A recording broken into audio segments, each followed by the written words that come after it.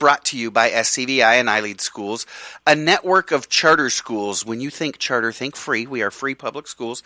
We're a network of charter schools with campuses in Castaic, Agua Dulce, Lancaster. We've got a fully accredited online school that you're going to hear a lot about today. We've also got a burgeoning homeschool program called iLead Exploration. So, for more information on any of our schools, we've got campus-based schools, virtual schools, homeschool. We got all different kinds. We got every kind of school for every kind of learner that you've got. Check us out at iLeadschools.org for more information on any of our schools. That's iLeadschools.org. So, yeah, we keep our eye on education here in the Valley and across the country. But we also we like to keep our eye on the Valley as well, bringing you everything that you need to know about what's what here in Santa Clarita, the North LA County area, and we try to bring you a show that'll make you smile, make you giggle. Who knows? Maybe snort just a little bit. We like to have a little bit of fun. So yeah, join us, won't you? We've got here, an absolutely gorgeous day. I'm kind of done with winter, kind of done with the rain and the freezing cold, because low 50s is freezing for SoCal, but it is almost perfect out right now. Just sat in the car with the windows down for a few minutes before the show. Just absolutely gorgeous outside. Like I said, almost perfect. And by almost perfect, I mean just wait until Sunday, because if it's almost perfect today, whether you're celebrating Passover or Easter or Ramadan or the glorious springtime here in SoCal this weekend, you'll be doing it under clear skies, temperatures in the 70s or 80s. It's going to be a perfect weekend. Get out, enjoy it, soak up that sun, and enjoy the reason your rent is so high. We've got a great show for you today. It's in just a moment, you're going to meet Kate Wolf. Kate Wolf is the leader of iLead Online Charter School. She's been there for quite a few years now. That's right. Again, I said it. Full online TK through 12th grade charter school. Again, which means free. You got to check it out. You got to check out iLead Online. But you're going to hear all about it this morning. A little bit later on in the show, we're going to be talking to Christina Dronin. Christina serves as the executive director for Finally Family Homes. Do you know Finally Family Homes?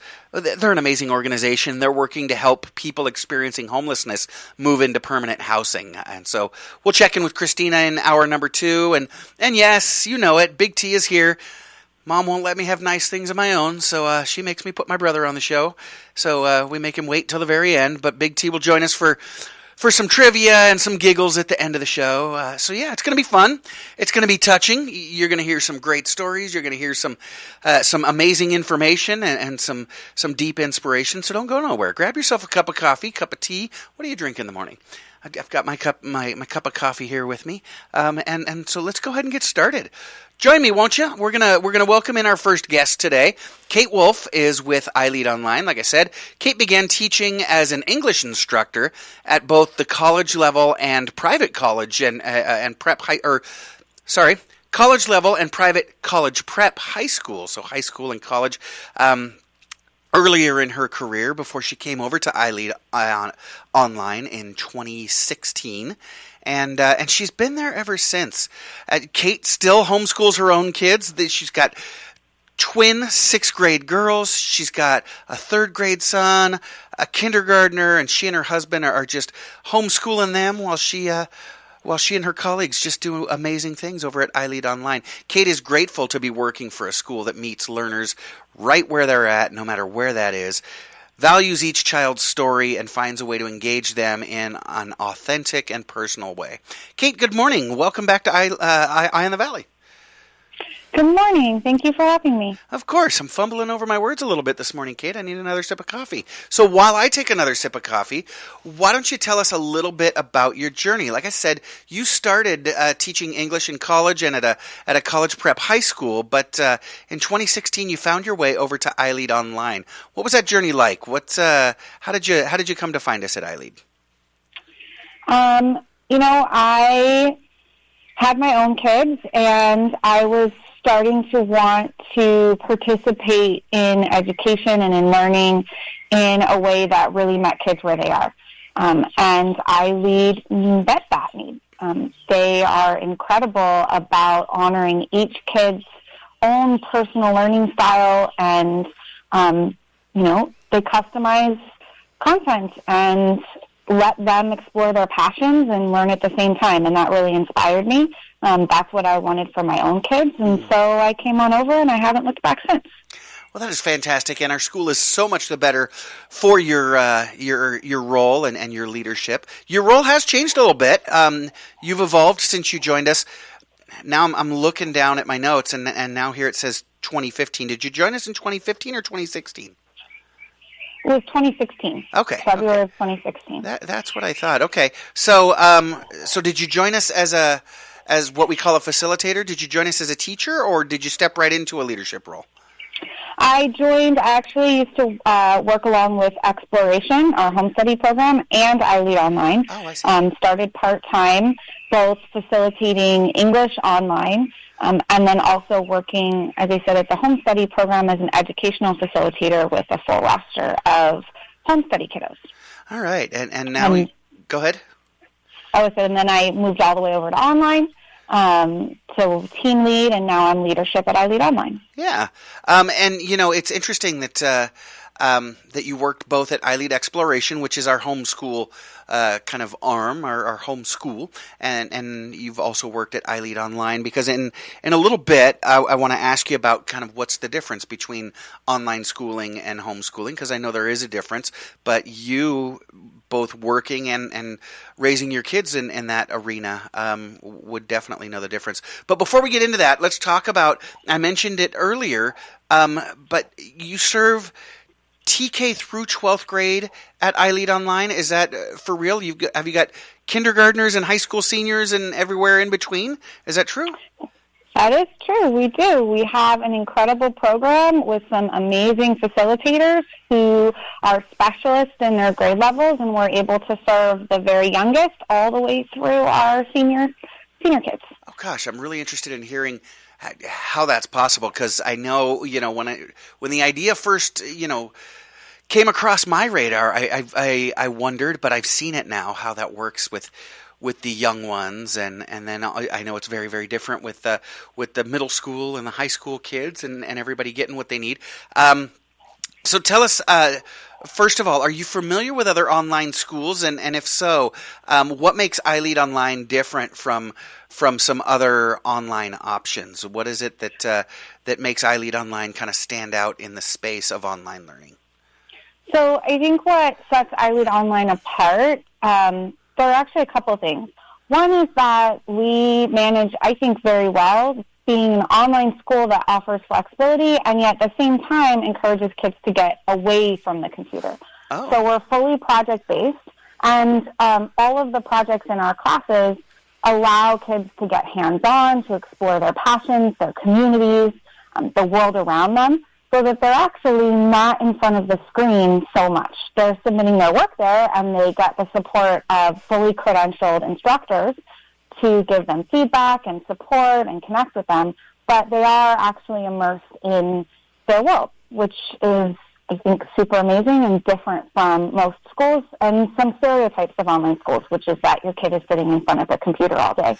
The other way that we're different is that we're truly personalized. So all of the curriculum is ready for our TK through 12th graders, and it's created individually by our credentialed facilitators, so there's no canned content. But at the same time, a learner who has a passion for something specific or needs an adjustment or accommodation or modification, whatever that may be, because we have such skilled facilitators, they can make those adjustments and truly personalize what the learner gets out of the experience that they have. I love that y'all are doing that. Because, I think when a lot of people think about online learning, they do think of what you referred to, that canned content where it's like, read the selection, take the test, click, click, pass, right? But that's not it. You're engaging your kids and allowing them to make a lot of the decisions, not if they do, the assignment or work on the project, but kind of how they choose to tackle the content.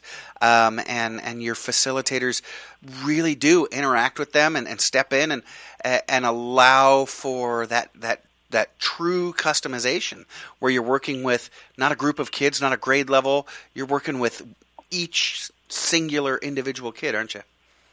Absolutely. And that's what makes it fun. That's what engages kids. That's why we're all here.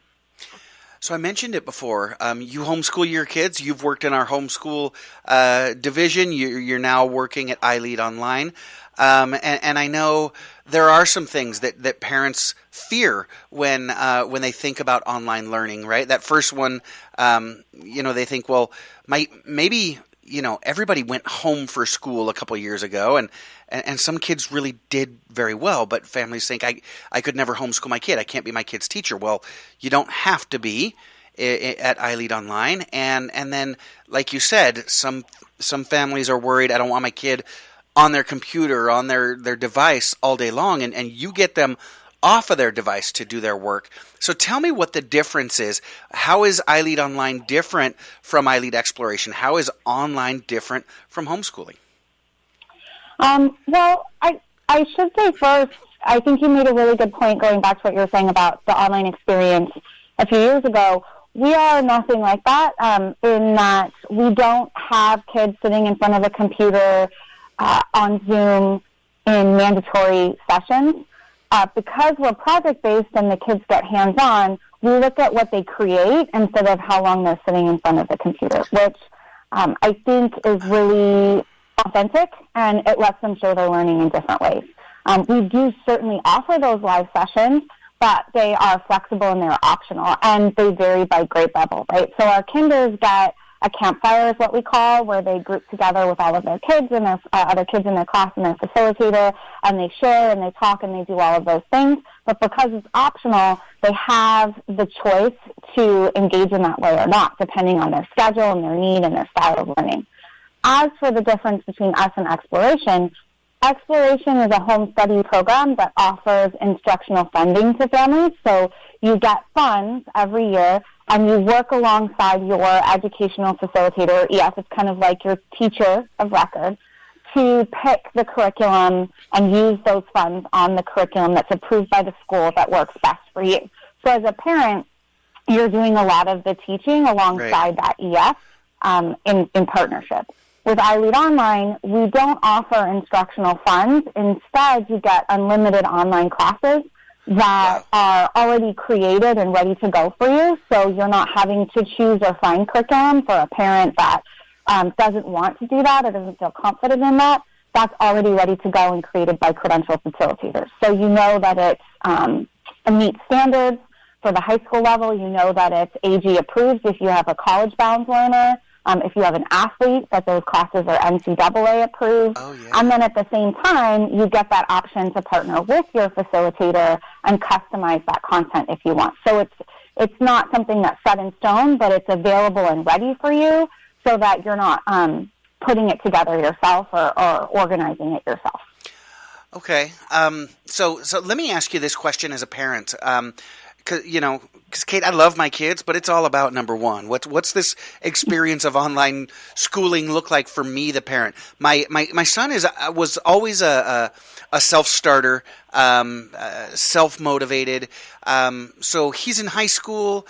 If he were to enroll at iLead Online, what would the experience be like for me? Is it just like I enroll my kid, make sure he's taking the right classes, and then let him go and he can be fully autonomous? Or do I need to be there supervising him? Do I need to help with any of the instruction? So we believe in partnering with families, with parents and kids. And that means that you get the experience that you and your learner need out of our school and our teachers. Our kids get wraparound support. So our high school learners, for example, since you were mentioning high school, they get an academic coach, which is kind of like a guide that helps them pick their classes, monitors their grad plan, monitors their progress in their classes, and lets parents know if there are any lapses, right? Like if they haven't logged into their class in a while, or if they haven't participated, in submitting work in a while. So we do have that safety net that the academic coach provides to make sure that the kids are on track. And then in addition to the academic coach, we have your individual course instructors or facilitators. So if your learner is taking calculus or AP history, those teachers are credentialed in that subject and collaborate with the coach and the learner to make sure that they get the experience they need out of the class. Now, having said that, our parents are involved in all different levels. Some kids, like you said, are self-starters, and the academic coach and facilitator support are enough, and they do what they need to do, and they're great. Sometimes the parent wants to step in alongside the kid and, help support with creating a schedule for the learner or asking questions about modifications or accommodations. And we welcome the whole range of that kind of interaction and collaboration with families. So it sounds like in the high school level, my kid's going to have his history teacher, his math teacher, his science teacher, his foreign language teacher. He's also got so each one of them is credentialed and works with him. But then he's also got a coach that makes sure he's staying on top of stuff, and if he's not that self-motivated kid, then kind of move him along. But as a good parent, I stay engaged and monitor him like I would at any other school. Let's talk about the littles, because I can imagine if my young child is working online from home, I've got to probably be at least a little bit more involved. But do I do the teaching, or does my first grader, second grader, third grader still have their classroom teacher at iLead Online? Sure. There's a combination of both. I would say that the best experiences come from a collaboration, especially with the littles when they have lots of hands-on projects. It's always great to have that parent support in there. For example, if a kinder is learning math and they want to use sidewalk chalk to draw the numbers out on the driveway, then that parent's there, right? And they're guiding them. They're using the curriculum that the course facilitator has provided, and they're engaging with their kids. They don't have to create anything. They certainly can and get creative with the teacher, the facilitator, but it's not mandatory. It's just part of encouraging engagement with those little kids that need a little bit more guidance. But for the littles, there is one coach who is also the teacher. So it kind of looks like a self-contained classroom like you would experience in a regular elementary school. Okay. So, for example, our kinder learners have the one teacher, which provides some central support, right, less moving around between different instructors. And then they have one class that covers all of their core subjects and their activities, and their projects are interdisciplinary. So they cover all of those core subjects. And then the parent has that one point of contact, the teacher, facilitator, that grades work, gives feedback, customizes, makes changes, gets creative with the kid and the parents if necessary, and they work together to make sure that everybody gets the most out of our school. Fantastic. And then they've got their classmates that they interact with, and they still have that social interaction? Yeah, so for our littles, they have Daily Campfire, which is a virtual meeting where they all get together and share and learn together. That is optional because we understand and respect that families have all different schedules. But that is available. And then we also have different social activities from K all the way through 12th grade throughout the year. We had, for example, a winter ice skating social and hot chocolate. Our spring park bash is coming up where the kids are going to tie-dye T-shirts and have a picnic. And then in June, for example, we're having our beach bash where we're celebrating our seniors and celebrating a great year with all of the rest of our kids. Oh, wow. That is so exciting. You're doing so much with your kids. Kate Wolf is the director at iLead Online Charter School. When we get back, they've got so many incredible things going on, well, this summer during the months of July and August at iLead Online that are starting up here real soon. Regardless of where your kids go to school, you're not going to want to miss this. Stick around. I'm Matt Watson, and you're listening to SCVi and iLead School's Eye on the Valley on your hometown station, KHTS.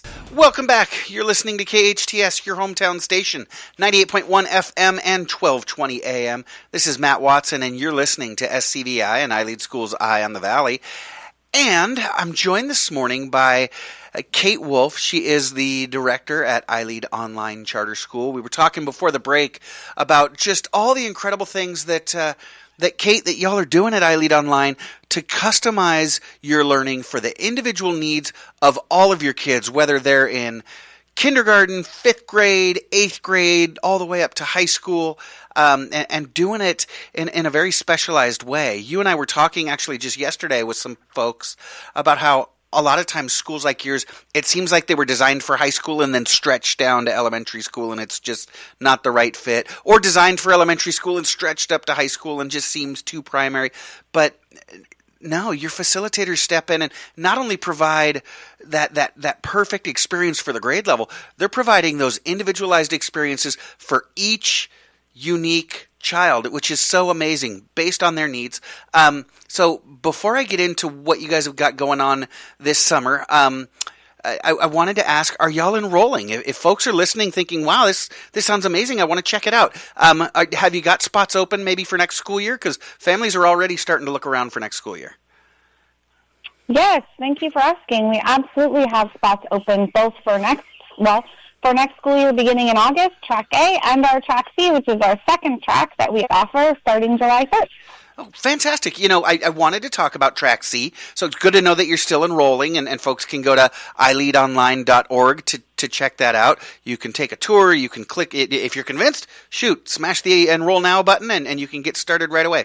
But you mentioned Track C. You and I were on a Zoom call last night with about half a dozen families. We were talking about Track C, and these families were interested in what you're doing for Track C. Can you tell us what that is? What is Track C at iLead Online?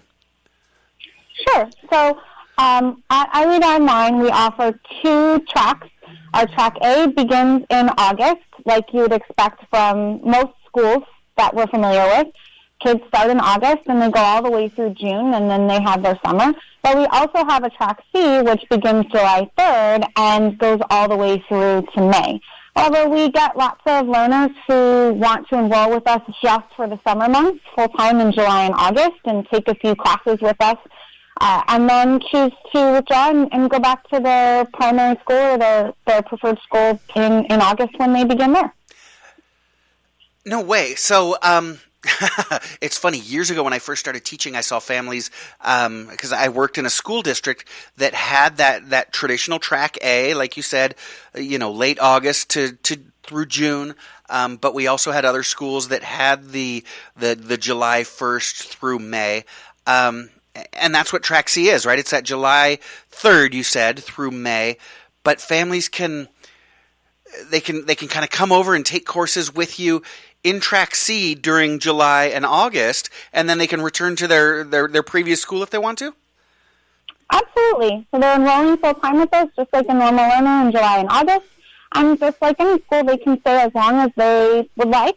And in many cases, they choose to take one or two classes and leave in August. Also, in many cases, they find that they absolutely love us and stay the full year through May, which we welcome as well. So are we talking about, I don't know, maybe kids that want to take a fun class to stay engaged in the summertime, like a photography class, maybe a foreign language class, or is this more like a credit recovery if I fell behind, or can I take to get ahead and get an extra year of math under my belt? Which one of those is it? It's all of them, Matt. So we offer TK all the way through 12th grade. For our younger learners, we have special courses that we offer just during the months of July and August that are enrichment-based and are meant to prevent learning loss and yet still be super engaging and fun. They range from exploring other planets all the way through being a responsible citizen. And then for our older kids, if you are a learner who wants to brush up on study skills or make sure that you have your foundational math and English skills under your belt, you can take your time and take one or two of those courses. Or maybe you want to, as you said, get ahead in math or a foreign language, get your PE credits completed, so get ahead a little bit. You can do that as a learner. Maybe you didn't do as well as you wanted in a science class or any class, right? And you want to make that up and repeat that course. You can do that in terms of credit recovery. Or perhaps we offer classes that you can't find at your local school, like a Japanese class. Oh. We also have those classes. So we can meet a huge range of needs, all the way from the littlest littles to your seniors.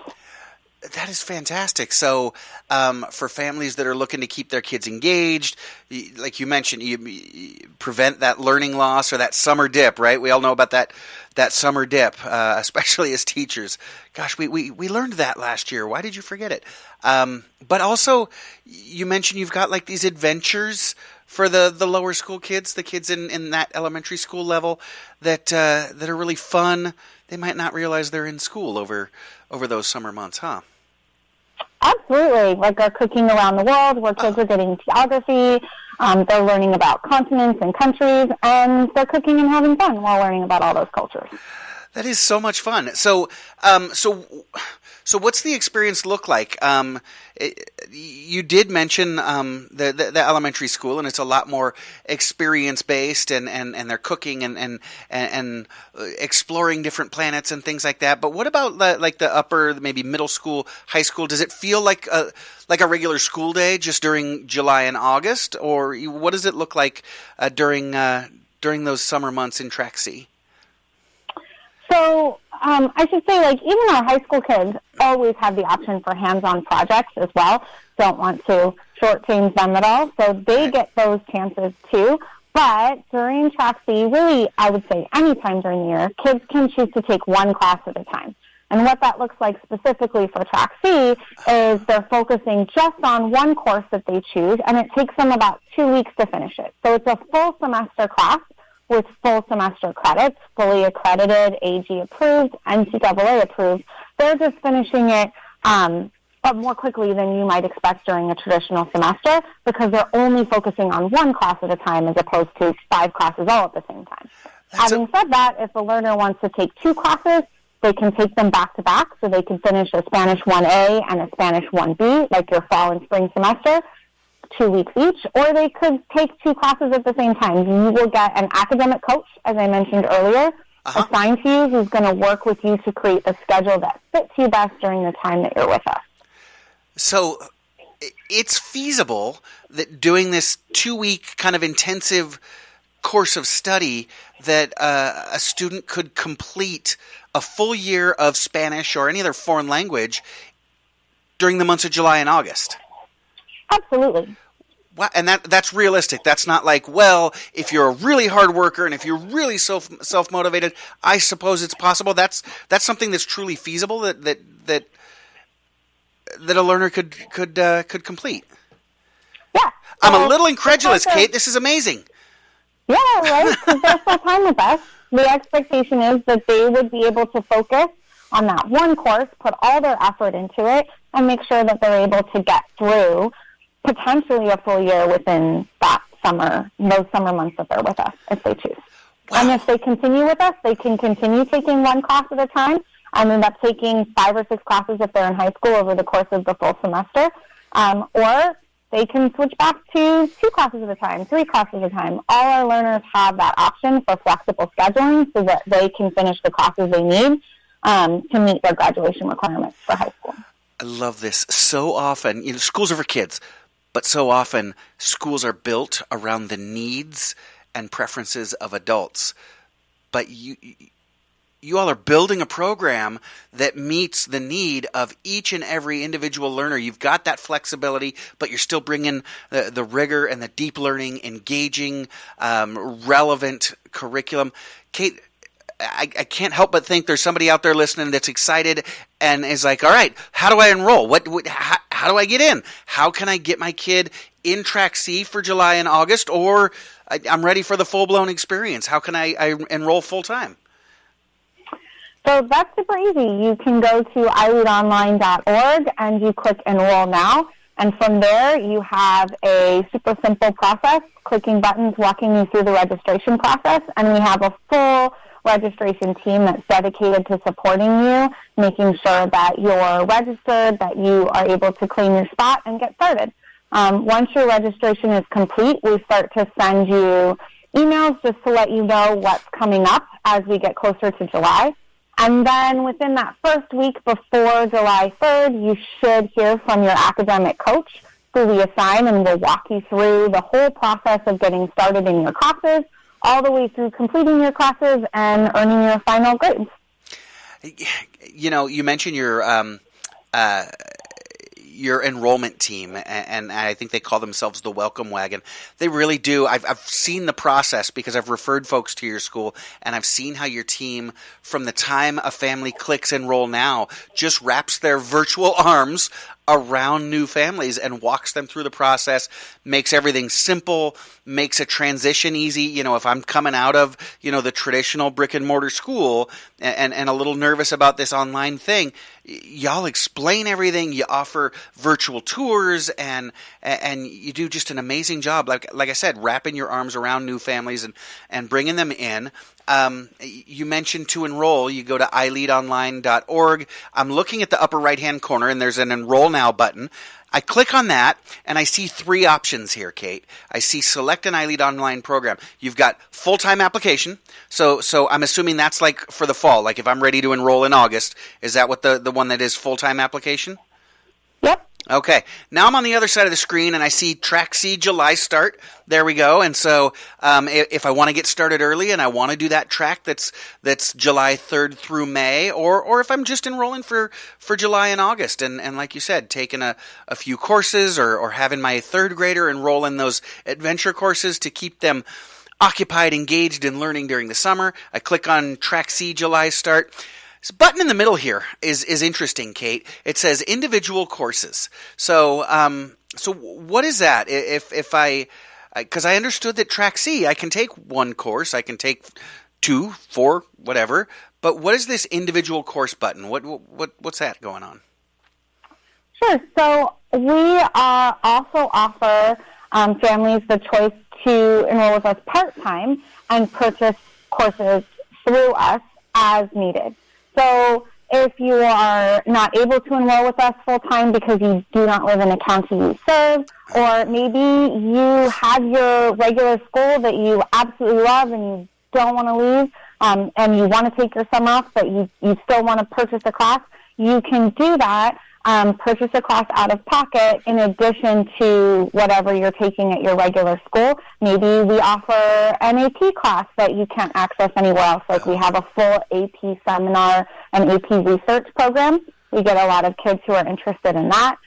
You can choose to take that individual course without actually enrolling with us full time on our vendor side. We also have kids that purchase those courses through their home study programs using their instructional funds, and we have families from all around the country and around the world who choose to take those individual courses with us.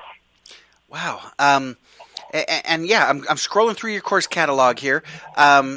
You know, it's funny with funding at schools being limited, schools can't always offer, say, for example, a fully fleshed out foreign language department. But I'm looking, y'all offer Spanish, French, and Japanese. My kid would have jumped at the chance to take Japanese in high school, but it just wasn't offered on his high school campus.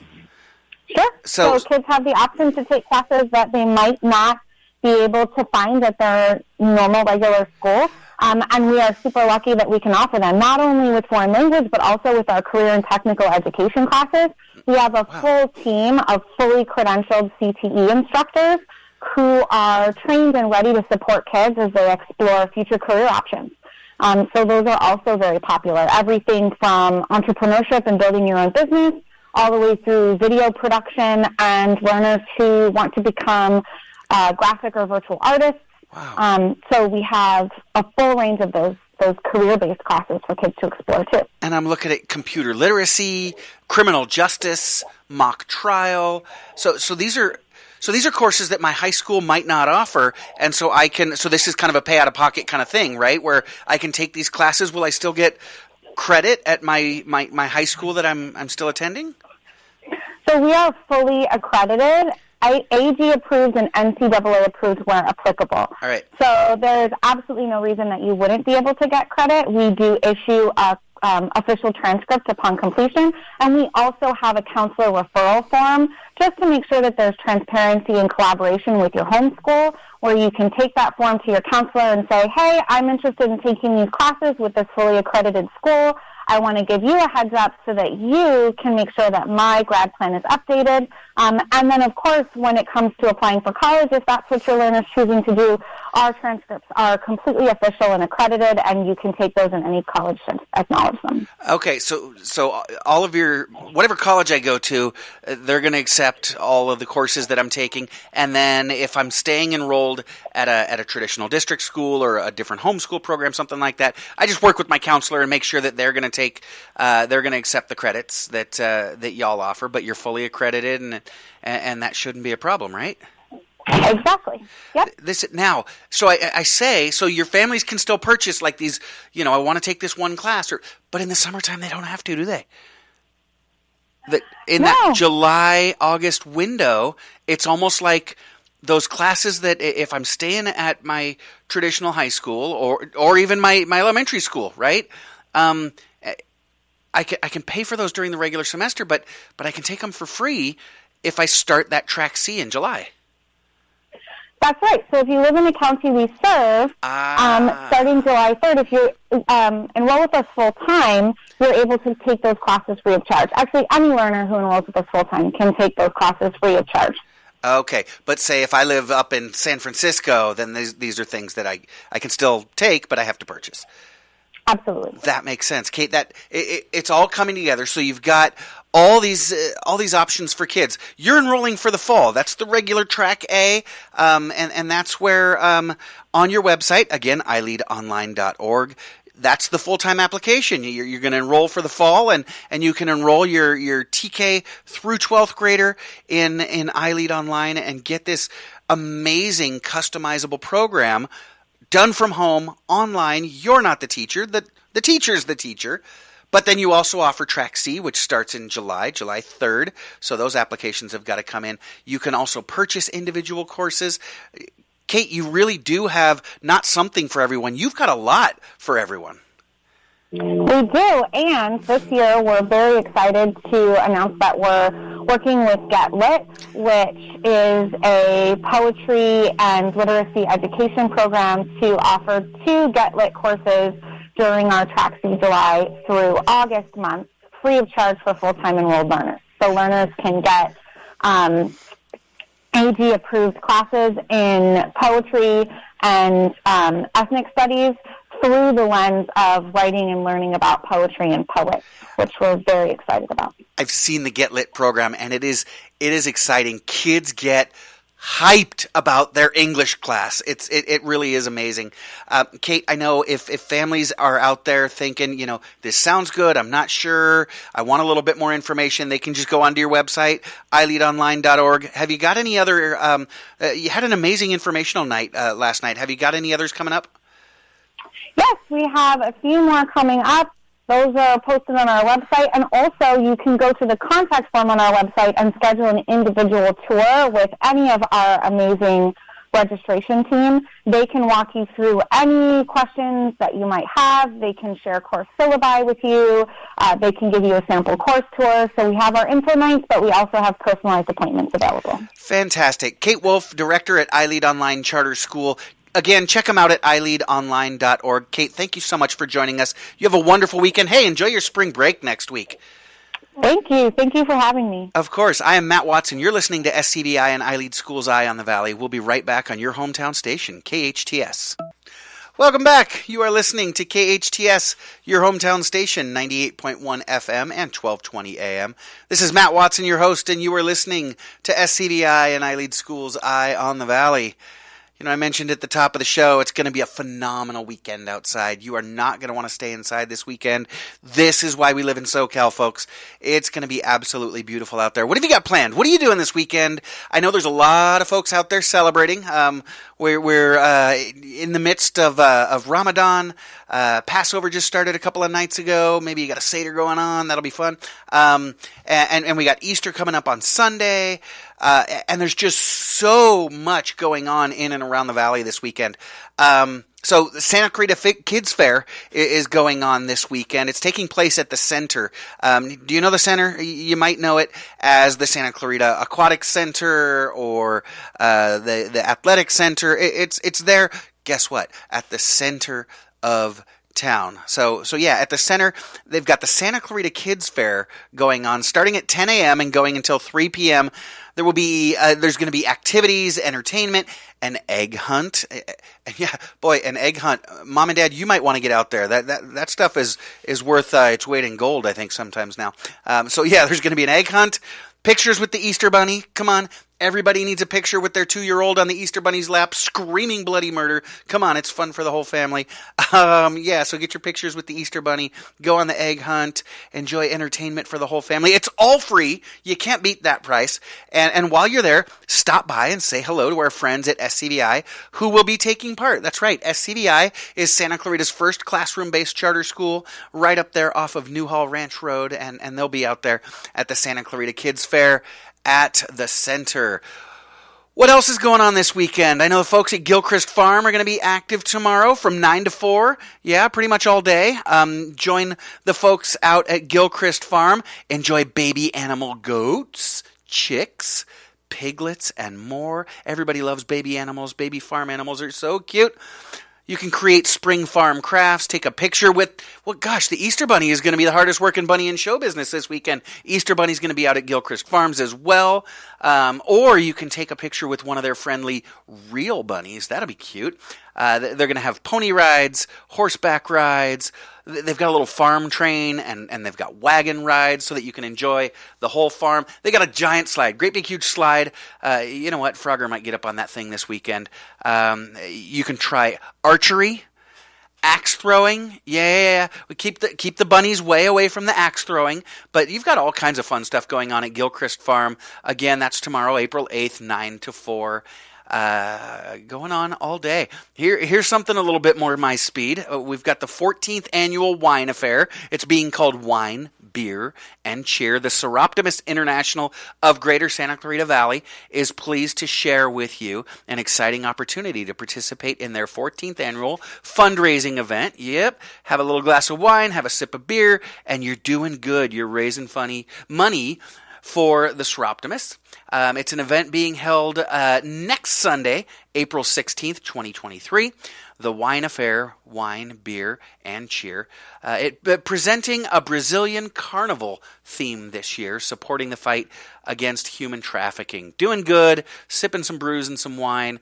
Go ahead and enjoy that. Hey, the Cowboy Festival is back. You've heard about this, right? Everybody's talking about it. They were on hiatus, but April 22nd through 23rd, the Cowboy Festival is back in town. The city of Santa Clarita's Cowboy Festival is set to return for its 27th year after a 3-year hiatus during the COVID pandemic. This world-class event, which features the sights, sounds, and styles of cowboy life and Western culture, is scheduled for April 22nd and 23rd, with a new urban venue for 2023, Main Street in Old Town Newhall. And yeah, that's right, it's spring again, which means it's time for the KHTS Home and Garden Show. Home and Garden Show takes place every spring out there at Central Park. It's an amazing event, and it's going to be taking place on April 29th, I believe, is the event. Let's see.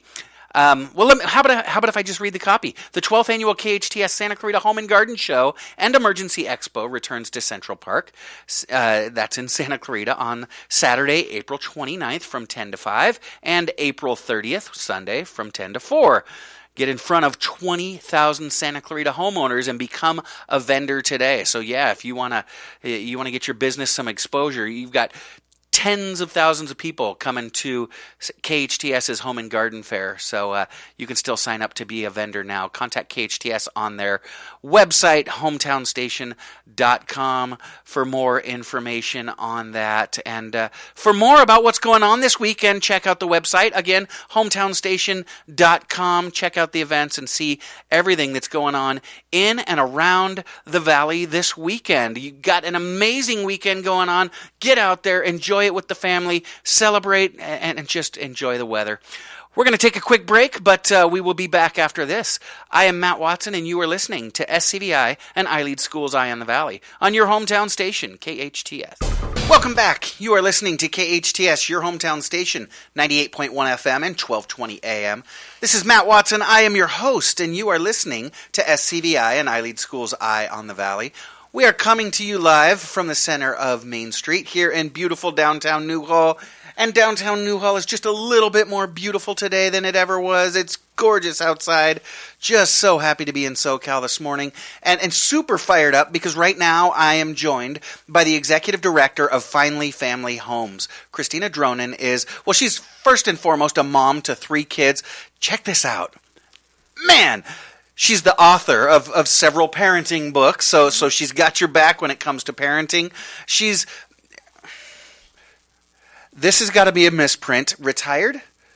Well, retired. Okay. You're way too young to be retired. But not collecting retirement, just stepped out of the business. Okay, but officially a retired systems analyst. Yeah. And like all systems analysts, also a stand-up comedian. Yeah. Authors most of the blog posts on the Finally Family Homes website, and she also has a degree, well, in Spanish, and has translated abroad and at home on several occasions. And then on top of all of that, because that's not enough, right? Christina helped form Finally Family Homes and leads the way as they continue to work towards meeting their goals of their organization. Christina lives here in Santa Clarita with her husband Eric and their kids. She loves getting out on hikes in nature, and what a great weekend for it, which, Santa Clarita provides all those opportunities. She also enjoys camping, traveling, yoga, and a good sci-fi movie. Christina, welcome to Eye in the Valley. Thank you. Gosh, we get a lot of guests here on our show, but you've been here just, a minute and a half, and you are already one of the more fascinating guests that I've ever had. A retired systems analyst who's a bilingual comedian working to solve the homelessness crisis. I don't know if we should just dive right into Finally Family Homes' mission and everything that you're doing, o si a lo mejor tú y yo nomás nos contamos chistes en español, ¿te parece? Wait. Tengo uno. All right. ¿Cómo se besan los conejos? How do rabbits kiss, Carlos? ¿Cómo se besan los conejos? I don't know. Mwah, mwah. These are those conejos. I get it. It's a visual joke. Yeah. I didn't know that's what they were called. Yeah. I always just called them biceps. Oh, okay. Yeah. Oh, that's funny. Very cool. Now, I thought I was delivering your resume and your introduction, but I didn't scratch the surface. Just like tonight, this week, this month, you're being honored by like everybody on the planet. You truly are an amazing woman whose awesomeness is being recognized, not for your own glory. You're obviously doing some amazing work in and for our community, for which we're so grateful. But tell us some of these honors and recognitions that are being bestowed on you. Yeah, so currently I'm a nominee for the SCVi Woman of the Year. They will announce the selected person May 5th. And then... but that, again, I know several people that have been nominated. Truly an honor for Absolutely. Organizations in the community to step up and say, this is an exemplary woman in our community. Yeah, it's a huge honor just to be nominated. Absolutely. Absolutely. Good luck with that, but not the only one. Yeah. What other honors have you got coming? Assemblywoman Pilar Chiavo, who's our new Assemblywoman in our area, also recognized me as a nominated woman making an impact in the community, and so that was a cool experience. And then tonight, you've got a date tonight. Where are you going tonight, Christina? Tell us about it. I'm going to the LA Lakers game. Right. I've been selected as a woman of philanthropy, being honored by Comerica Bank and the LA Lakers, and I get to go into the special Lakers box, for and then walk out on stage, and they're gonna give hopefully Finally Family Homes a good shout out. Yeah. So they're honoring women tonight. The Lakers and Comerica Bank. They're honoring women in different fields. Yes. And you are the woman of honor in the field of philanthropy. Correct. Yes. Again, doing amazing things for the community, and the community is definitely noticing. So tell us about this. I can only imagine passion project of yours. You helped found or founded Finally Family Homes. Can you tell us what led up to that? What is it that brought you from translating all over the world, doing your stand-up comedy, systems analyst, to founding Finally Family Homes? Yeah, I think part of my journey really was trying to figure out how I can make an impact on the world. And honestly, I was going to church And they were talking about, some of the biggest problems in LA and the greater LA area. And they started talking about homelessness. And I was like, of course, homelessness. We all know homelessness. And then the next year they said, okay, now we're going to focus on foster care. And I was like, foster care? Because you don't see kids walking around with signs, foster youth. It is kind of one of those invisible conditions, yeah. Yeah, so I had no idea that we have the largest foster care system in the nation right here in LA County. And the most youth aging out, the most kids becoming homeless after they age out. And I was devastated to hear that. I guess I was overly hopeful that, these kids would be placed somewhere or maybe the government would help them out. I never imagined that they would go straight from foster care to homelessness, that they would be one day in a foster home and the check stops and the next day they're on the street. And I don't know who can make quite literally, right? Literally. The state's taking care of you, 18th birthday, and it's done. You're on your own. Right, yeah. And of course, you're supposed to be financially literate. You're supposed to now have a job where you can support yourself, and it oftentimes doesn't happen that way, does it? No. And it just leads to a cascade of other issues once you become homeless. There are kids who do well. There are some government support programs, but they're very minimal. There's, half as many programs as there are kids in need. There's a long waiting list to get into these kind of group homes, which are the kids hate. They're not great environments. So I started volunteering, and when I was out there volunteering, I remember showing up at St. Anne's down in West Hollywood, and it's for teenage girls who are in foster care, who would be in juvie hall because of something, but they got pregnant. So issues piled up, right? Yeah, I think we call that complex trauma. Yeah, absolutely. And every young adult, if you weren't traumatized before you went into foster care, being taken from your home and put in foster care was a trauma, right? So every one of these young adults has faced usually multiple traumas. And so I was volunteering with these girls, and I noticed that the staff kept changing over, and sometimes I couldn't tell the staff from the youth because they were young adults, they were immature, and the average turnover rate in a group home is 6 months. So if you have someone who stays for 2 years, you also have somebody who quit after a month, And so these girls were very standoffish, and I was like, how do I get through to them? How do I make an impact? And I thought, I bet it's seeing people go in and out just for a paycheck, and why invest in someone? You never know if they're going to be there the next day, And so I think that it was defenses for many reasons, from the traumas, from the current situation. You're not permanent. You're not going to stay. Yeah, absolutely, and they know it. And unfortunately, there are some foster parents who are not afraid to just talk right in front of the kid to the social worker. When's my check coming? How much is it going to be? I've seen it. They will buy the kids clothes, turn in the receipt, or take a picture of the receipt and then return the clothes, and keep the money for themselves. They lock up food.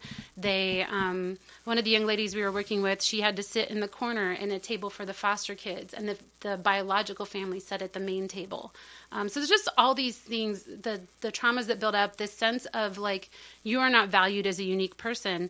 And I think that kind of continues, unfortunately, in the systems. And so I thought, what if somebody really showed that they cared on a personal level? And I went to, it's another adventure. I went to Kyrgyzstan on a mission trip with my church, and there was an orphanage there, third world country girls in a post-communist, legit orphanage, and who would be thrown out on the street at 16. And a church there was investing in them, and they were connected. They were giving back. They were so much more hopeful than the girls here in the richest state, in the richest country in the world.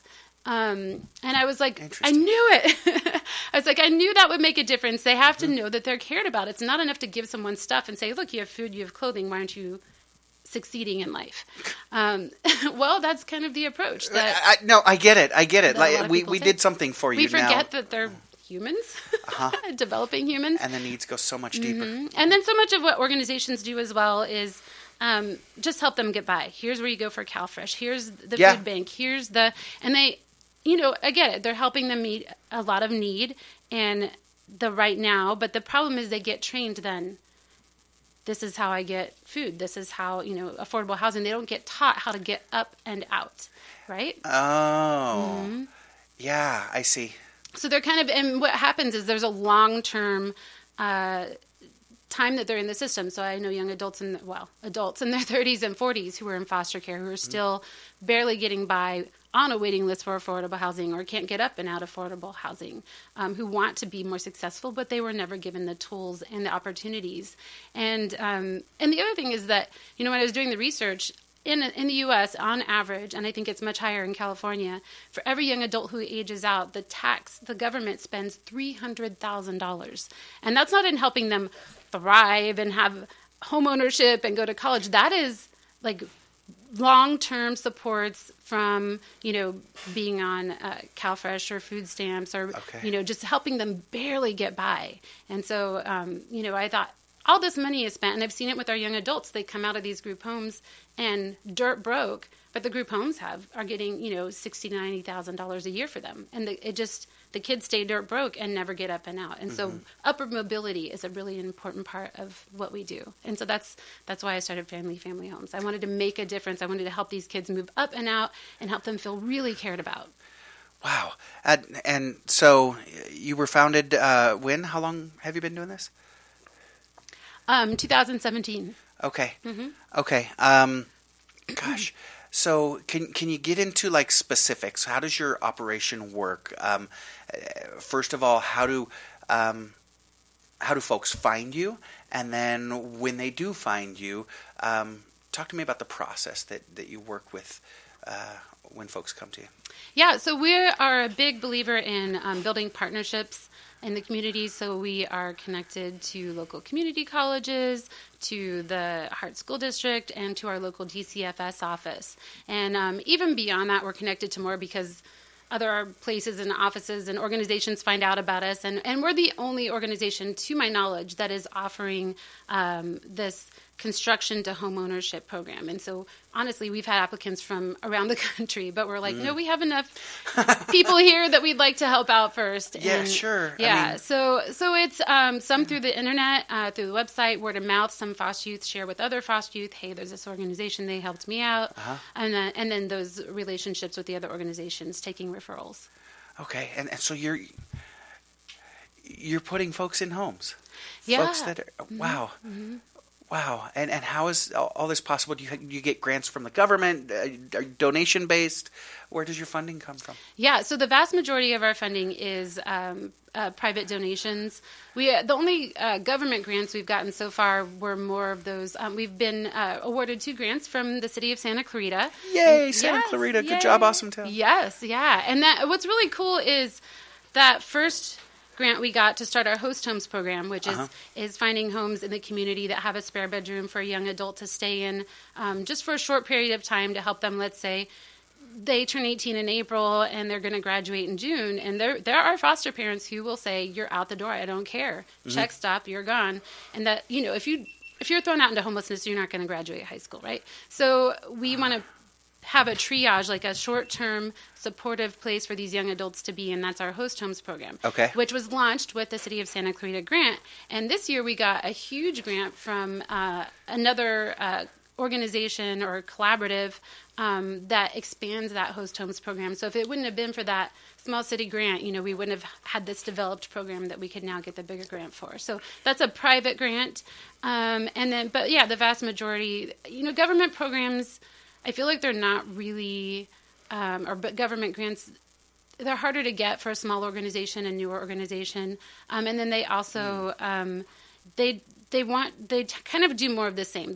Especially LA County is notorious for only going with the big nonprofits that are already established, and putting money more towards, nonprofit and for-profit organizations that create affordable housing, but all the wealth stays at the top, right? Like they're incentivizing, which is necessary, but this is so unique where we're helping a young adult have ownership and build wealth for themselves. Right. Yeah, that there's just not funding for it. They're like, oh, we're not prepared for that. Sure, because like we said, oftentimes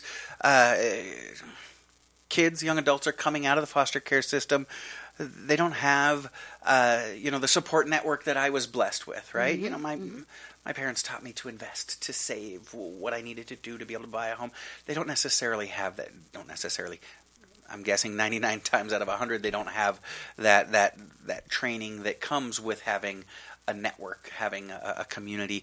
And then like you said, the government will spend in their lifetime an additional $300,000 kind of stringing them on, just kind of keeping them alive. And so it's not intended this way, but it really does just kind of keep them in that barely subsisting lifestyle. And then typically they'll have kids, and the cycle starts all over again, whether it's those kids going into foster care or homelessness or some of the many other traumas that are out there with a life of struggle. And now, we hear the term sometimes generational wealth, but generational poverty is much more common, isn't it? And so you're working to help break that cycle. Absolutely. And gosh, I can only imagine the pride of someone who maybe has a baby, a toddler, a kid, or even a teenager, being able to say, I've got something that I can give my kids later. Yeah, absolutely. Yeah, and the average young adult who has a supportive family, the statistics are their parents will spend about $50,000 on them after they leave, right? Helping with college, the car, the mom, I need gas, and that sort of thing. And so that's why, we're trying to level that playing field. The foster youth don't have that same amount of money or person to call. They call us. They call me, Christina, I'm at the gas station. I got to get to work and I don't have any money, that kind of thing. So I get those calls. So do you have systems? Do you have funding for your, I don't know, do you call them clients? Do you call them partners? Yeah. I always, or is it, Yeah, we usually kind of just say our young adults or our youth. So it rolls into the gas station on fumes, and you've got a system and funding that you can fill their gas tank up. Yeah. We have money set aside. We have one of our programs is called Family Care, and so that's where we care. Like I said, we don't have $50,000 a kid, but for those, like, I ran out of gas or I don't have any food. There was a young man who called me. And I get it. They want to do it on their own, right? They don't want to ask for help. But he called me. He's like, I haven't eaten for 3 days. And I was like, dude, why didn't you call me, like, I don't know, a week ago? You probably saw that food dwindling. But, so it's a lot of times last minute. Because like any of us, we don't want to ask for help, right? We want to do it ourselves. Yeah. We hear that from toddlers. I want to do it. But while we don't say it as emphatically, I think the passion burns even hotter as we become adults. Absolutely. I need to take care of myself. I can't be dependent on my foster parents, my next door neighbor, my friend, and even the community-based organizations that are there to help them out. That is so amazing. Christina Dronin is the executive director of Finally Family Homes, joining me this morning. She and her team are Christina, it seems like we've been working for centuries trying to solve the homeless crisis, and it is on everybody's lips nowadays. And it seems like your team has kind of figured out the secret sauce here. She and her team are working to move families experiencing homelessness into their Finally Family Home. When we get back, we're gonna get a little specific on some of the heart-touching stories about some of those that they serve. I'm Matt Watson, and I'm joined by Christina Dronin from Finally Family Home this morning. We're going to talk more when we get back. This is Eye on the Valley, and I lost my step. SCVi and iLead Schools Eye on the Valley on your hometown station, KHTS. Welcome back. You're listening to KHTS, your hometown station, 98.1 FM and 1220 AM. This is SCVi and iLead Schools Eye on the Valley, and I am your host, Matt Watson. I'm joined this morning by, just an amazing person, the executive director for Finally Family Home, Christina Dronin. Christina, we talked a lot about you because you've got a lot to talk about, but the work that you're doing is so impactful, which is why you're being honored by all these different organizations. You and your team there at Finally Family Home. Am I doing that right? Is it Finally Family Homes? Homes. Plural, yes. Because lots, you're not just giving out one. Yeah. I can imagine you've got some amazing, touching stories, so probably some heartbreak as well. Yeah. But let's warm some hearts a little bit. Can you talk about maybe a favorite success story of youth who have been part of the programs that you can share with our listeners? Yeah, one of them I'd like to share is one that, like I said, we really believe in partnership and working, not just alongside our youth, but alongside other members and organizations in the community. And we had a young lady referred to us. She had become homeless. She was 9 months pregnant, and it was in one of our heat waves when it was hitting in the mid-hundreds. And the night before she came to us, she had spent the night in the hospital. And it was one of those situations where she was actually a college student, and she had her brother living with her because she felt bad for him, but he had a drug problem. And so he destroyed the house. She had all this baby stuff. She said he broke all the windows, and there was broken glass on the bassinet, on all the baby clothes she had bought. And it was just, kind of a crisis situation for her. Yeah. And she had gone to other places asking for help and kind of got told, here's a list of numbers and be on your way. Yeah, and be on your way. She was 9 months pregnant in a heat wave. And, I sat with her the first thing we did is got her food and water. She was hungry. She was thirsty. It was hot. She didn't have water. She just had her car. And so, we started calling the numbers together, and really all the shelters were full because of the heat wave. And people are not too, the system has a lot of issues. And she had said, some people were just downright rude to her about, I'm like, how can you not have it? She's just this adorable little petite girl. And that shouldn't matter. Anybody needs help, but she was extra cute. You know what I mean? Does it come for something? She's like, yeah, it does. She's like, how can you turn her away? The puppy eyes. And so we started working with our other organizations. We have a great relationship with Bridge to Home, and so I reached out to them. Oh, they're a great organization. They are. Yes, I love Chris, and we reached out to Single Mothers Outreach to start getting her some stuff for her baby clothes. Bridge to Home got her, because we don't do emergency housing, and so Bridge to Home got her into emergency housing. There's no reason to reinvent the wheel or compete.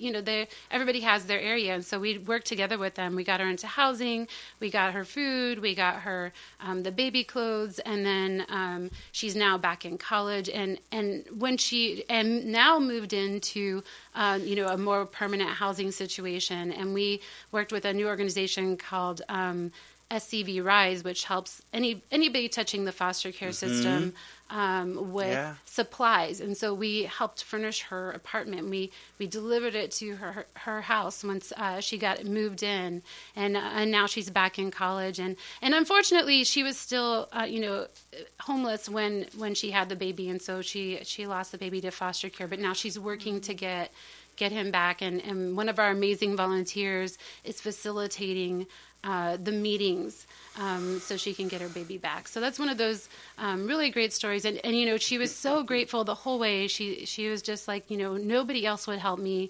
And I think it's just taking that time to walk with them and build that relationship.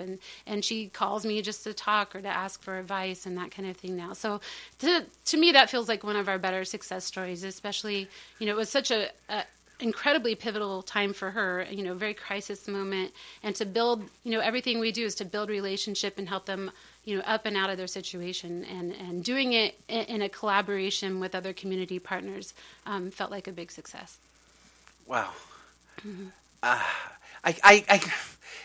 hate to say it, but I can understand how organizations that deal with such a massive problem every day, where there's just not enough resource, you can get cold, you can get transactional, and I don't know, I've known you for 20 minutes now, 30 minutes, and it sounds like it's that heart, that ear, that shoulder that you lend that is just as valuable as the support to transition folks into that hand up, and it really is amazing. Now, I do hear that you've got a new program that's just beginning, right? Mm-hmm. Can you tell us about the tiny home project that you're working on as well? What's that? Yeah, I'm super excited about it. we are bringing our young adults in, the ones who are ready for this level of responsibility and work. They can learn construction skills alongside a team of volunteers and people who know what they're doing with saws and stuff like that. So they participate in construction. They have to put in a certain amount of hours. Once they show us that they're making progress in their personal life towards their goals, that they're showing up, they're doing the work, then we select a young adult to be the owner. And so they can contribute towards the cost. Like, what kind of floors do you want? All right, let's go out and buy them. You're buying your floor. You're buying your cabinets. You're buying, and we offer that free short-term housing as a way for them to set aside their money instead of rent. So you're not saying, come on, let's go to Home Depot and we're going to buy you flooring. You pick it. Here's your money.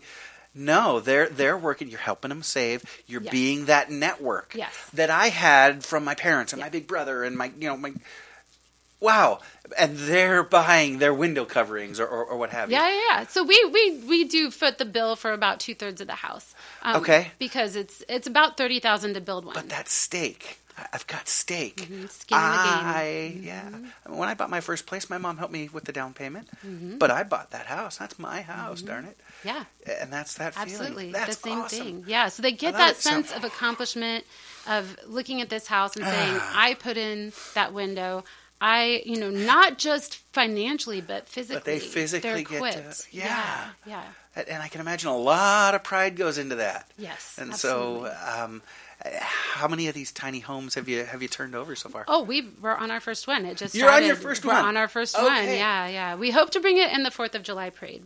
I fully intend to, so people can see, because unfortunately, and now Governor Newsom announced what LA is doing, which is tiny homes, but they're not tiny homes. They're kind of more like, I get it. They're I like to call them sheds because they're more sheds. They're a step up from a tent. That's not what we're building. We're building, like, if you watch like HGTV or the YouTube. Very cute. Like, it's got like they're cute houses. They're just really small. Yeah, and on wheels, so that way the young adults, so you can park them in LA City backyards and legally be an ADU. So they can have. That's a game changer. Absolutely. Because oftentimes it's the real estate that's going to really bite you. Exactly. Oh. Yeah. And the other loophole that happens when you're building on wheels is you don't have to wait for permits and everything else. The day you want to start building, you start building because it's on wheels. It's more manufacturing. And we have an organization that does tiny home inspections, and we're making sure we're up to certain codes. To be an ADU, of course, you have to meet like fire code and other things in LA city-zoned areas. So we are still building to a code because we don't want to give somebody a house that's going to collapse. A pile of timber, So it's amazing, and it's really such a great environment. There's so much, relationship building and camaraderie when we're building. We build on Saturdays so the young adults can keep moving towards their goals, whether that's school or work. This is a thing that we do on Saturdays, and it's a great time. And that's what people do. They bust it 9 to 5 Monday through Friday, and Saturday, you keep working, but you work on your home. Yeah, absolutely. Yeah. This is amazing. So, is there like a qualification process? You mentioned young people have to kind of demonstrate some mettle, if you will. So how do young people qualify for services from Finally Family Homes? Yeah, so there's levels for our first two programs, Family Care and our Life Skills training that we do. You just have to be a foster youth who's 18 to 24. And that's it. Like, that's a low bar. If you want a birthday gift, that's all. We'll give you a birthday gift. And be in the area. We're not going to ship it to Louisiana, I have to say that because we do get people from across the country asking. And so I can imagine, because you know what? No matter where I lived, if I heard about you, I'd want to get tapped into your services. You sound like you're doing great things. Yeah. I get it. Okay, so you've got to be local. Yeah, then for host homes, because they're going into people's homes in the community, they have to really demonstrate a level of independence where it's, there's not an intensive support. We're just doing regular folks who open up their home. We're not, doing anything where it requires intensive support or the young adult is on some hard drugs or any of that kind of thing. They have to be, independent. They have to show us that they're moving towards their goals the entire time they're in the host home. And so that bar is low. And then for the tiny house, because it's such a big deal, they have to, we take references. They have to fill out an essay. We really make it a high bar because there's also a lot of interest and we're only building one at a time. So we can afford to be choosy. And it's important to, because we don't want this to be a house that just falls into ruin right away. There was a young lady who backed out of the program because she had decided that she was more into partying than pursuing her goals and didn't want to go to school and didn't, and so we had a talk and I said, there's no shame, whatever you decide. Sometimes you're in a different place. Sometimes you just want to hang out with friends and party. Mm-hmm. Sometimes you want to work hard and make difficult choices that require sacrifice. And I said, whatever you decide, we're still here for you. You still, if you need help with food, gas, whatever, all the other programs, we're here for you. But you need to decide what you want. And she did decide. She said, I'm just not ready. I want to hang out with my friends. That's all I really want to do right now. And I said, okay. And, she actually, we're still in touch. And she actually helped us get this big grant for our host homes program. Wow. Yeah, she's a sweet girl. She's a sweet girl, just, not ready for the responsibility. Like a lot of us when we're that age, yes. Right? Yeah. Oh, gosh. You and I are so fortunate to live in this amazing community. Mm-hmm. Folks are so willing to help out. Folks like yourself that, gosh, you're going to roll up your sleeves, retire from a successful career and do this full time. And there are other folks that want to help out on a Saturday. They've got a nail gun and can help you build a home. Or, folks who want to say, I'm busy with everything, but I can cut you a check. How can listeners who are as inspired as I am right now, get involved with Finally Family Homes? I keep wanting to say Forever Family Homes for whatever reason, but hopefully Forever Finally Family Homes. Yeah. So how can listeners get involved? Are you looking for mentors, hosts, donors, anything like that? Absolutely. We're looking for all of the above. We are looking for hosts. It is a big commitment to open up your home. But, we would love for people to reach out and explore the opportunity. We give a lot of, we support the hosts. We're there for them. We do wraparound services for the youth, so you're not alone. We're looking for life skills coaches to walk alongside them, just talking about life skills. And then, absolutely, donations make a big difference, and people with skill sets in construction. And then there's, honestly, everybody has a talent that they can offer. I have a friend who wrote press releases in the past, and she helps us with all. There's always your little talents that can help in big ways. So we welcome that. We welcome people to bring their unique skill set to support us. So I might not know how I can help you, but I can pick up the phone, give you a call, and say, Christina, this is what I can do. Yeah, or go to our website. All right, cool. Give me the website. Yeah, it's finallyfamilyhomes.org. And if you look at, click on volunteers, we'll have a list of all of our volunteer roles and a button you can submit to become a volunteer. You get on our email list. We'll let you know about opportunities. So I would encourage you to look at that first, although I'm happy to talk to anyone too. So do you want to give out your personal cell phone and just have those calls? Probably better on the website, right? Better on the website. And then I'm guessing you might have a donate button. We do. We have a donate button right there on the website. Yes. All right. 501c3 where we it's are tax 501c3. It's that time now. Yeah. Folks thinking about it. All right. Very cool. And then let's talk about the other side of it, the services needed part, because I can't help but think, there's lots of listeners out there thinking, I'll send them a couple of bucks, or I'm going to roll up my sleeves and bring my family down and help you work on a Saturday.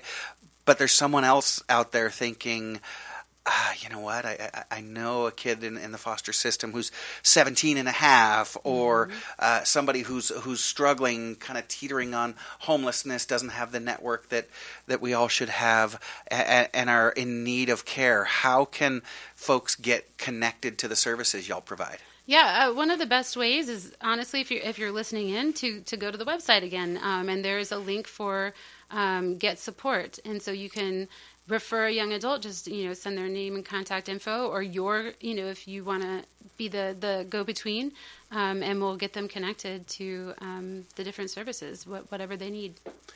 All right, fantastic. One more time, your website? finallyfamilyhomes.org. Gosh, you guys are doing such amazing things, supporting folks, and we've got a lot of organizations out there that are helping out, and you said there are folks that will be glad to hand you a list of services, but y'all are doing so much more than that. You're serving the needs of some of the most vulnerable that we don't always see in society, and that can be a scary thing if that's what you're going through. But then you're just wrapping them up in compassion and care, and gosh, your job must be incredibly rewarding intrinsically, but then nice to be recognized. Yeah. Nominated as Woman of the Year this year. Fingers crossed. Good luck with that. Thank you. Being recognized by the Lakers, and is it Comerica Bank tonight? Yeah. Out at Staples Center. Enjoy the game. Yeah. You know, the Lakers are making that final push for the playoffs this year, and it's going to be tight, and you're going to be out at the game being honored as not a, but the Woman of Philanthropy, being honored by the Lakers and Comerica Bank. And then there's one more that I'm forgetting about. You were honored by our Assemblywoman, Pilar Schiavo, for all the amazing things that you're doing in our community. Very well deserved. There's some folks in our community that really need some support. And, gosh, you've stepped up like no other and said, yeah, I'll be the one. I'll be the one. I love it. Thank you. Can I mention one more thing? Yeah, please. We have a fundraiser coming up May 20th. Oh, yes. May 20th. May 20th. We're having a poker tournament. So. Get out. Yeah. Sweet. Okay. When, where, how do I get tickets? What's going on? Yeah. So we just are getting it going, but it's going to be at the new 360 Suites off of Old Road. They are our title sponsor, hosting our poker tournament. We'll probably have a bingo as well. We're deciding about that, so it's something for everyone. And all funds will go to support our work to help young adults aging out of foster care. Fantastic. Information about that on your website as well? It is, yes. Okay, fantastic. I love that there's so many opportunities in our community to just go out there and have a rip-roaring good time raising money for folks. So you're going to have a poker tournament, again, May 20th. Yes, Saturday, May 20th. Fantastic. Yeah. Saturday, May 20th. Go out there, play some poker, maybe a little bingo, and just have a great time while helping support young adults that really do need that hand up, and you can contribute in amazing ways. Or, again, go to their website, volunteer, donate. It's finallyfamilyhomes.org. Christina Dronin, Executive Director of Finally Family Homes, just doing great things in our community. Thank you for all you do. Thank you for joining us this morning. We really appreciate it. Thank you so much, Matt. Thank you for having me. Oh, it's our pleasure. It's our pleasure. All right, y'all stick around. Big T is coming by. Yeah, that's right. You know, Christina, I've got this great radio show, but Mom doesn't let me have nice things of my own. She makes me include my dumb big brother, and so he's going to be swinging by. We're going to be playing trivia. So that is coming up next. Going to be lots of fun. This is SCVi and iLead Schools, Eye in the Valley. I am Matt Watson, and this is your hometown station, KHTS. KHTS strives to give the Santa Clarita Valley all the information they need, and when our computers aren't working the way they should, we call Resurgence, your true source for IT. Resurgence provides outstanding customer service while also providing the highest technical ability. They strive to do what's best to improve and protect your business. For more information on Resurgence, call 349-4114 or visit resurgenceit.com. You already know Salt Creek Grill has the best food in our valley. But did you know you can hold your group event in their intimate private dining room or outdoor patio? I'm Greg Amsler, owner of Salt Creek Grill. I'd like to introduce you to a new level of dining, whether it's a large gathering or intimate meal. Salt Creek Grill will bring your dining experience to the next level. Put Salt Creek Grill on top of your dining list. Salt Creek Grill, a new level of dining. Dr. Neil Green has been treating Santa Clarita patients and making them smile for over 35 years. As a child, Dr. Green had a fear of the dentist and disliked even simple checkups. Today, he's sensitive to your needs. If you have anxiety about getting a checkup, he understands your apprehension even if you've avoided the dentist for years. Discover the comfort of visiting a dentist with Dr. Neil Green. Dentistry is his profession. People are his focus. NeilGreenDDS.com. That's Neil, N-E-A-L, GreenDDS.com. Our trash has got to go somewhere, and Chiquita Canyon Landfill is helping make the Santa Clarita Valley a little greener. Our local landfill creates clean energy from our waste disposal to power 10,000 homes each year. With their 9.2 megawatt clean energy facility harnessing the landfill's methane gas, you can feel good that the waste from your home in the SCV is helping create a clean energy source. Chiquita Canyon Landfill is our partner in sustainable living. Chiquita Canyon is helping lead the way to a greener future. Chiquita Canyon Landfill, our partner in sustainable living. Your hometown station, KHTS.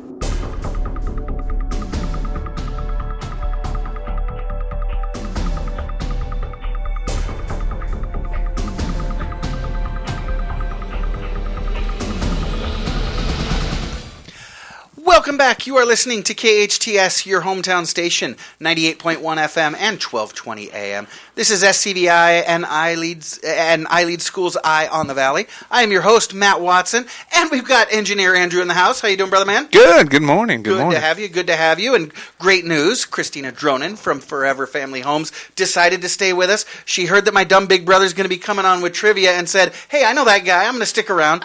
I don't get it, but everybody seems to love Big T. It is Big T's 5 minutes of fame. Y'all know Big T. Big T is a longtime resident and leader in the Santa Clarita Valley. He's an executive and a philanthropist. He's an absolutely amazing father, husband, and community leader. And Big T thinks that, every Friday is a good Friday. Here he is, everybody. He's Mom's favorite. Big T, welcome to the show. Good morning, all. How are you?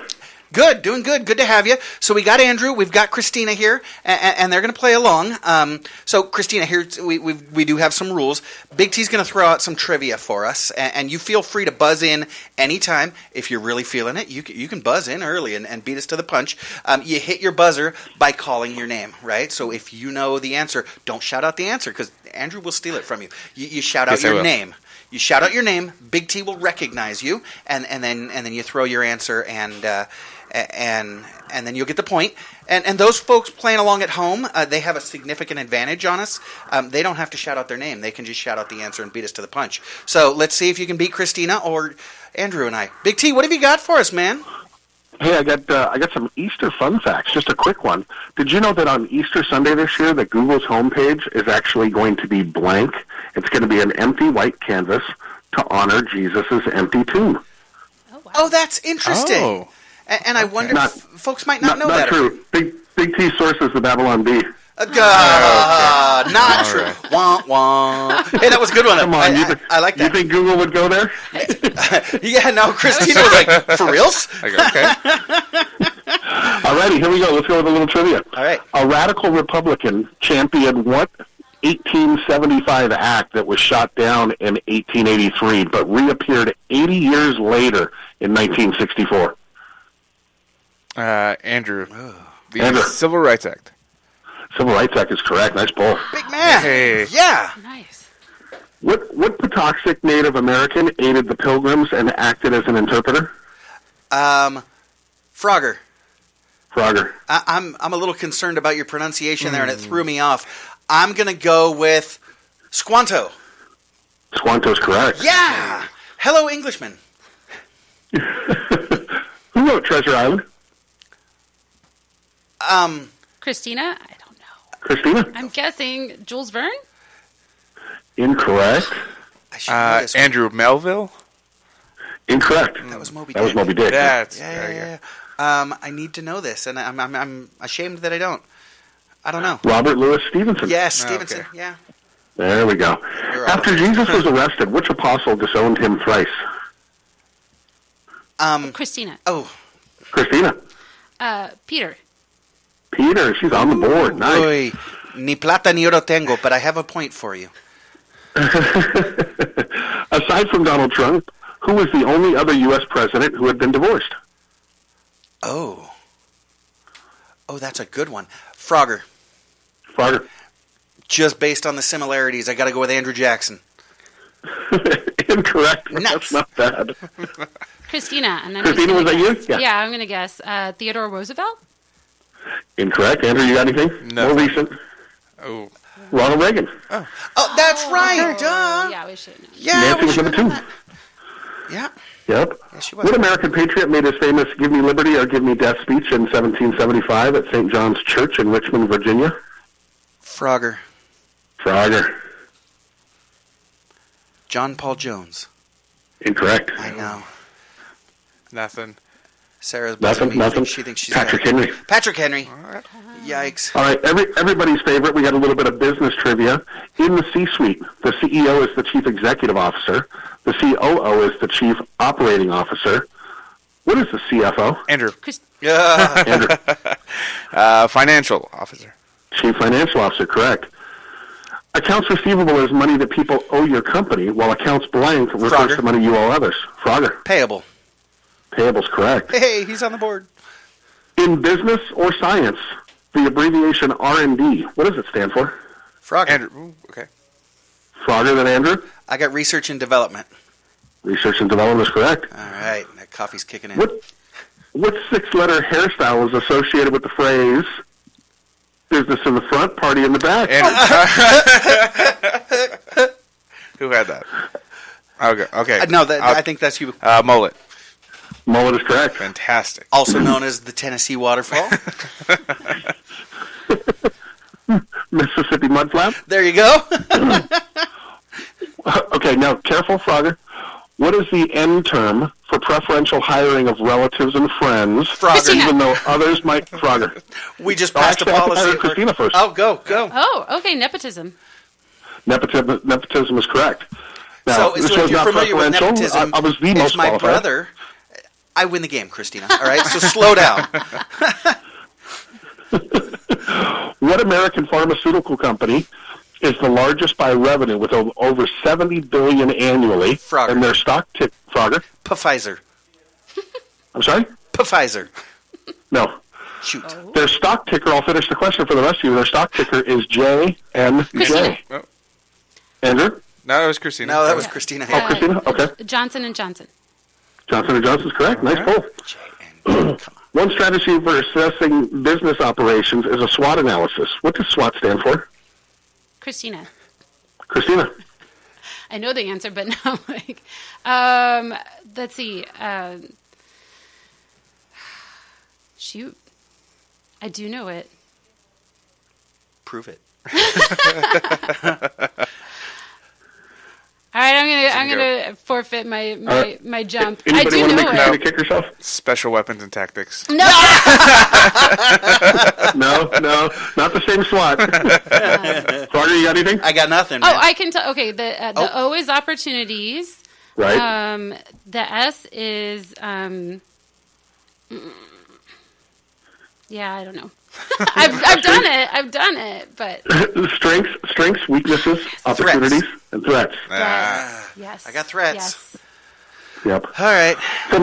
From 2000 to 2008, U.S. golden dollar coins were minted with an image of what Shoshone woman who guided the Lewis and Frogger? Sacagawea. Sacagawea is correct. Hey, we're tied at You better with my pronunciation of that one or no? You know what? I think it could go either way. I think the generally accepted is Sacagawea, but it's kind of like that literally kind of thing. I don't know. Okay. Due to his status as the president of the Continental Congress, John Hancock's signature was the only one not grouped by state on which document? Frogger. Frogger than Andrew. All right. I got the Declaration of Independence. Declaration of Independence is correct. You know, folks thought, because of his big signature, he was being braggadocious, and he was like, I want to make sure King George knows who signed it. Not true. He signed the document first, and after everybody else signed, he was like, wait, what? We're not all signing super big? True story. This is why Big T stays away from history questions. Right. And everything comes in the lecture. Avita tells the story of Eva Perón, whose husband Juan Perón was elected 3 times as president of Frogger. Argentina. Argentina's correct. Before bagels are baked, what are they? Andrew, bread? Dough? Not bread dough. It goes through a cooking process first. Christina. They're boiled. Boiled is correct. Interesting. Hey, Christina, we got a shot for one more question. You could tie it up here. What is the term for soil whose pH is greater than 7?